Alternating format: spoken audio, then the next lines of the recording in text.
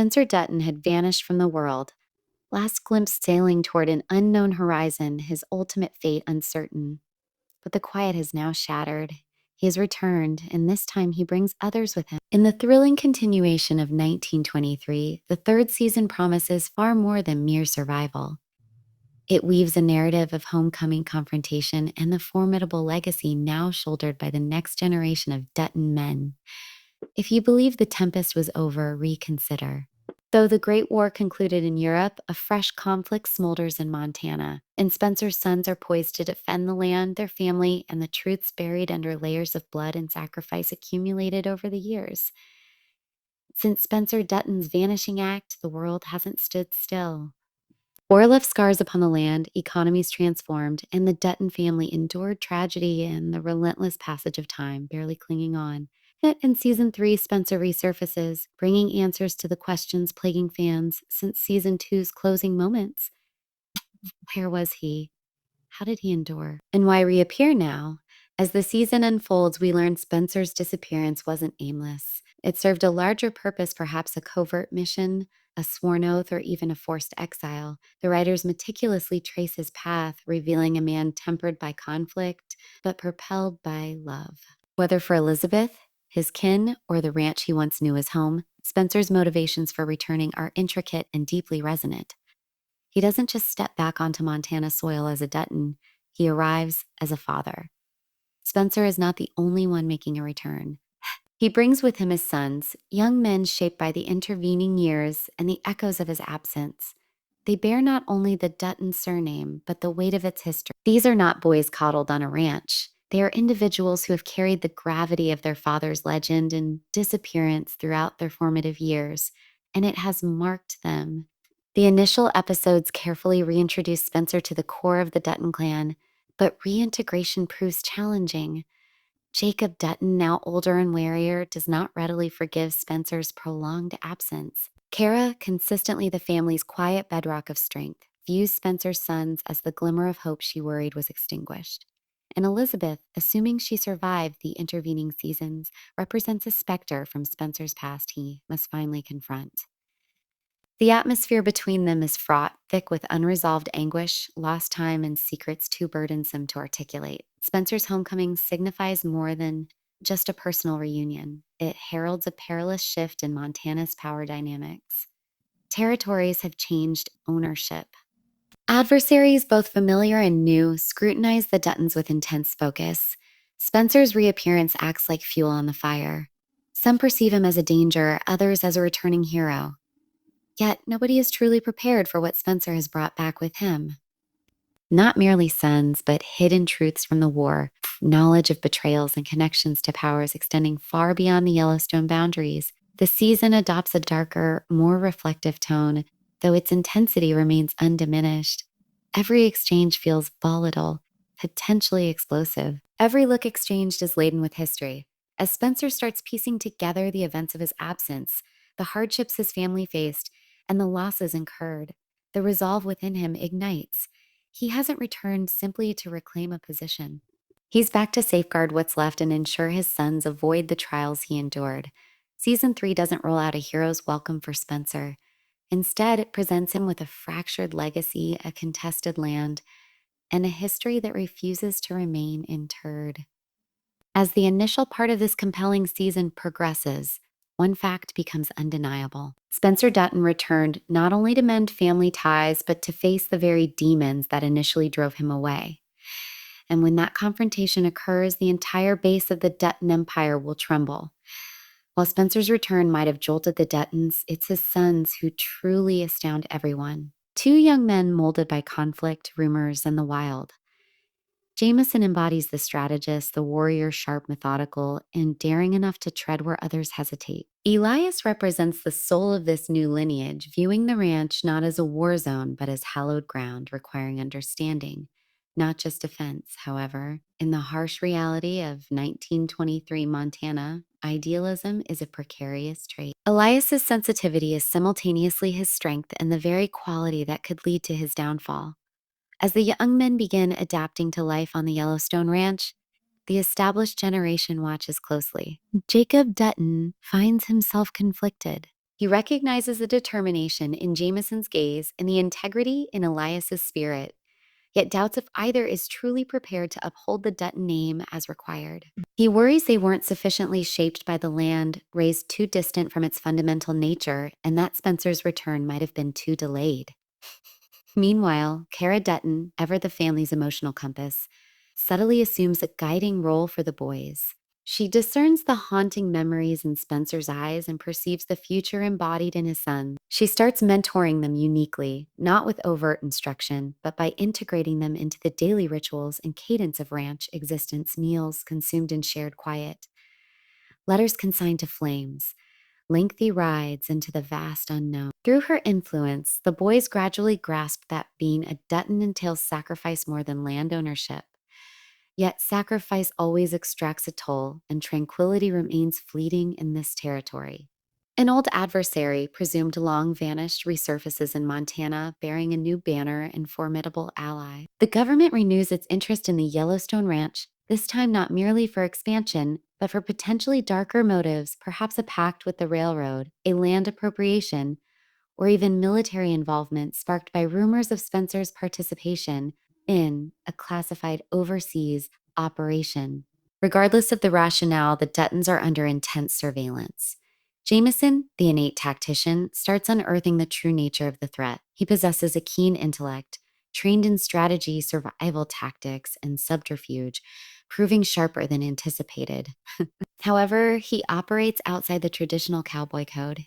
He perceives the Dutton enemies not merely as renegades, but as intricate systems, machines vulnerable to internal disruption. This approach creates friction with his uncle Jacob, who still champions resolve and firearms. Elias, positioned between his father's quietude and his brother's drive, delves into the past. He uncovers details about the land, alliances with Native American tribes, broken commitments, and bloodshed the Duttons attempted to bury. Most significantly, he begins to unravel the truth concerning Tiana, the indigenous woman whose narrative previously sent shockwaves through the Dutton world. Tiana's ultimate fate remained enigmatic, but through aged documents and contemporary whispers, Elias might hold the key to resolving her story. As buried secrets emerge and fresh alliances undergo testing, the family finds itself fractured, divided not just by age, but by fundamental beliefs. Spencer desires to shield his sons from the violence that characterized his own upbringing. Jacob aims to forge them into men capable of defending the ranch with their blood if necessary. And the sons themselves start to comprehend that the Dutton name feels more like a curse than a privilege. By this chapter's conclusion, the battle lines are firmly established. The ranch transcends its role as a mere home. It transforms into a fortress, a battleground, and potentially a final resting place for antiquated ideals. Spencer's sons are no longer mere observers. They are active participants. As tensions escalate, one reality crystallizes. The Duttons might weather external storms, but the internal tempest brewing threatens their very existence. Just as the initial upheaval from Spencer's return starts to subside, the Dutton foundation begins to fracture, originating from within. The friction between Jacob and Jameson escalates into something volatile.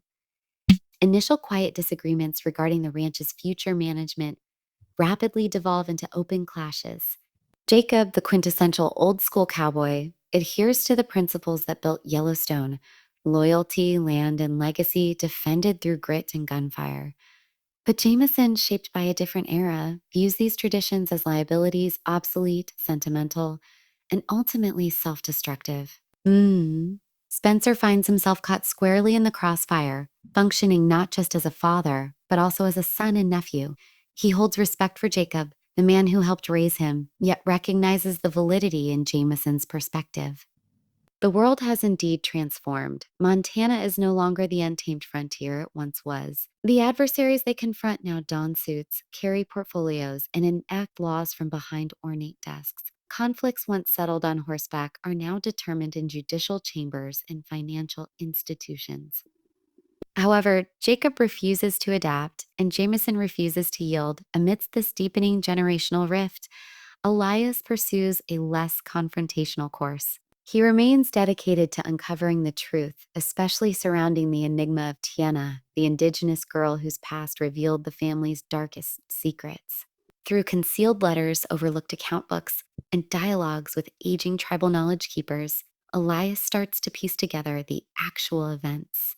We learn Tiana became involved in a burgeoning resistance movement, a clandestine network of Native families striving to reclaim what was unjustly taken land, children, identities. Her reappearance in the narrative isn't marked by fanfare, but carries profound emotional weight. She emerges not as a casualty, but as an emblem of resilience. Through her, Elias begins to perceive the ranch not merely as a family possession, but as terrain scarred by history, demanding truth, not just dominion. However, Tiana's return attracts peril. Certain individuals wish her story to remain untold. Influential men, men with established names, men who continue to benefit from the silence. When Elias initiates secret communication with her, the Duttons inadvertently become entangled in a far broader struggle. The fight ceases to be solely about defending the ranch. It evolves into a reckoning with the secrets buried beneath its soil. While Elias investigates history, Jameson engages in contemporary battle. He uncovers a discreet conspiracy taking shape within the valley, a coalition involving ranchers, railroad magnates, and government officials aiming to acquire, coerce, or forcibly remove the Duttons from their land. This isn't solely about financial gain, it's about dismantling the final significant impediment between the state's envisioned future and absolute authority. Yellowstone Ranch signifies more than mere real estate. It's a potent symbol, and symbols, particularly those feared by powerful men, must often be eradicated. One such man is Harlan Knox, a new figure in the series, yet one with extensive connections. Knox is a politician possessing both charm and a ruthless streak masked by smiles. He's adept at manipulating people without overtly breaking them, and when subtlety fails, he knows the right context to employ. Harlan encountered Spencer during the war, and their shared past is laden with secrets neither wishes to expose. Critically, Harlan understands Spencer's vulnerability, his sons, and begins exploiting this leverage before the Duttons even grasp the unfolding situation. Amidst this turmoil, Elizabeth reappears, or at least her past echoes strongly. Whether she survived childbirth or vanished, following a tragedy remains a central mystery this season gradually unravels. Through poignant flashbacks and haunting memories, her influence permeates every choice Spencer makes. When a letter surfaces, one seemingly penned only by Elizabeth, the Duttons must confront the possibility she might still be alive. This segment of the narrative intensifies the suspense, causing loyalties to waver, old emotional injuries to reopen, and trust to become a dangerous commodity. The Yellowstone Ranch transforms into a pressure cooker, compelling each character to confront the question: what sacrifices are they willing to make to safeguard what they hold dear: land, family, or truth? In the concluding moments of this section, a devastating betrayal rocks the family. One of their own, someone implicitly trusted, leaks crucial information to Harlan Knox. It's not just any information. It reveals the location of a concealed burial site on Dutton property, linked to a century-old crime the family desperately tried to erase. If exposed, this could not only shatter their reputation, but legally invalidate their claim to Yellowstone. The treachery originates from within their ranks, but the perpetrator remains unknown. Is it Jameson with his detached pragmatism, Elias with his unwavering pursuit of truth, or someone else entirely? The storm-long gathering finally breaks. As Spencer surveys the land he fought fiercely to protect, he grasps that this isn't the conclusion of a story, but the onset of a war. The betrayal sends tremors across the Yellowstone Ranch. A secret interred for generations is now exposed. A name murmured through family history now lies at the heart of a legal and ethical crisis. The Duttons, accustomed to battling external foes, must now confront the adversary amongst them. The land, once their sanctuary, begins to feel more like a confining snare. Spencer reacts first, not with overt fury, but with a heavy silence. Betrayal is familiar territory for him, experienced in war, politics, and even matters of the heart. Yet this instance cuts deeper. The land is sacrosanct, and someone bartered its secrets for influence. As suspicion permeates the household, trust erodes internally. Jameson becomes the initial suspect. His cold rationality, disregard for family customs, and drive to modernize the Dutton operations make him an easy scapegoat. Jacob confronts him fiercely, the scene charged with decades of unexpressed resentment, extending beyond the betrayal itself to fundamental questions of what it means to be a Dutton. Elias also falls under suspicion. His discussions with tribal elders, his investigation into Tiana's history, his unearthing of long suppressed records all are now used against him. He starts to grapple with whether his quest truly protects the legacy or merely exhumes its most painful chapters.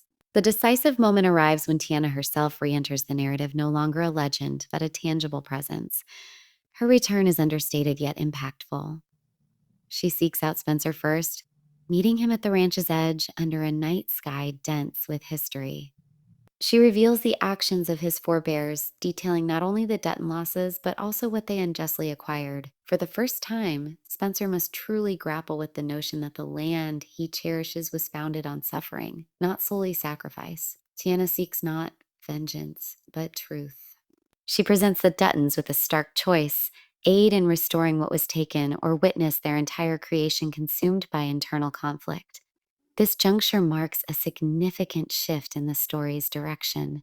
The Duttons are no longer merely defending their territory. They are battling over its very significance. Spencer is inclined to accept Tiana's proposal, believing redemption is achievable, and that a new generation, starting with his sons, can forge a different path. Jacob, however, interprets this as capitulation. He maintains the past is buried for sound reasons, and unearthing it now will only supply their enemies with further leverage. Harlan Knox systematically tightens his grip. The leaked information provides just enough grounds to initiate legal action. He involves federal authorities, incites local resistance, and manipulates media narratives. The ranch becomes effectively besieged, not by armed forces, but by isolating silence. Nobody wishes to be associated with the Duttons anymore. Former allies grow distant, locals keep their space, and even some ranch hands depart under cover of darkness, fearing alignment with the losing side. Amidst the escalating chaos, a new development emerges: a witness, an elderly rancher who was present during the original buried crime, the day someone perished on Dutton land without a word spoken. Spencer locates him residing under an alias in a nearby settlement. His testimony completely alters the established narrative. The victim wasn't simply an adversary. He was kin part Native American, part Dutton, born from a forbidden union in Yellowstone's early history. He was killed to preserve the family name, buried to secure the land, and forgotten to protect the legacy. Suddenly, everything falls into place: the feeling of a cursed land, the family's repetitive cycles of violence, Spencer's reasons for leaving and returning.